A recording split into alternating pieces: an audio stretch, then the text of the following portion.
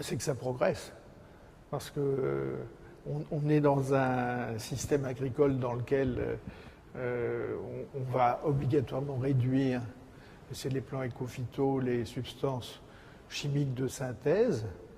Aujourd'hui, on a des substances, la lutte biologique, c'est pas d'aujourd'hui.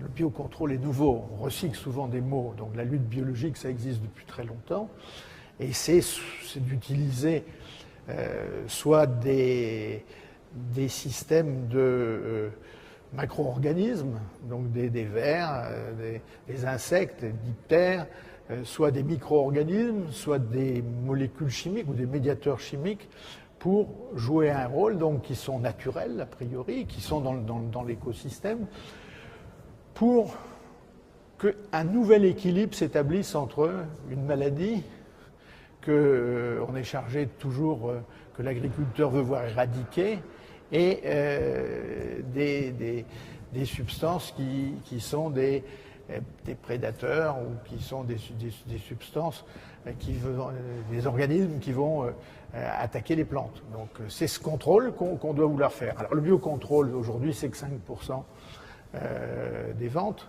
Donc on ne peut pas arrêter du jour au lendemain de dire les tenants du biocontrôle qui disent maintenant circuler, il n'y a rien à voir, on va faire que du biocontrôle.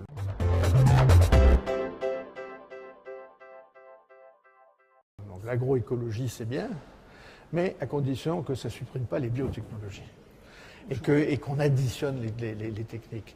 Et ce qu'on voit aujourd'hui dans un monde intolérant, c'est que on met les technologies les unes contre les autres. Il faut donc développer le biocontrôle. L'idée de dire qu'en 2020, on soit à 15% de molécules issues du biocontrôle par rapport à 5% aujourd'hui, c'est le chiffre qui a été donné dans Agriculture 2025, Agriculture Innovation 2025, dans le dernier rapport auquel a participé François Houillet et quelques autres personnes. Moi, je partage assez ce chiffre.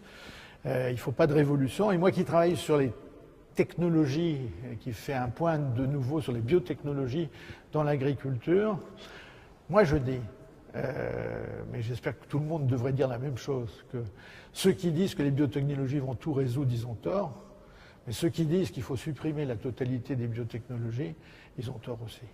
Donc il faut trouver cet équilibre, et pour le biocontrôle, c'est la même chose.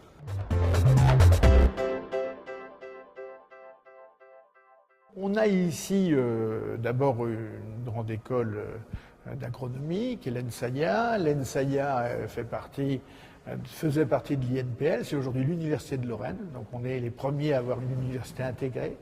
On a un certain nombre d'entreprises, des petites startups qui ont commencé, et je pense à Plant Advanced Technology avec un professeur de l'ENSAIA qui est maintenant coté en bourse. Et on voit une grosse société comme BASF qui avait un laboratoire qui était à Pulnoy dans un autre domaine et qui finalement développe ses recherches parce que ce qui se fait au niveau de la Lorraine les intéresse. Ben, tout ça, c'est un bon terreau pour essayer de faire que on ait des entreprises nouvelles qui se créent dans le domaine des biotechnologies, dans le domaine du biocontrôle, que je n'oppose pas et au contraire que j'incite à travailler ensemble. Et je pense que l'innovation, c'est des écosystèmes qui doivent se créer. On a un bon système, on a un bon écosystème ici entre enseignement supérieur, recherche et innovation.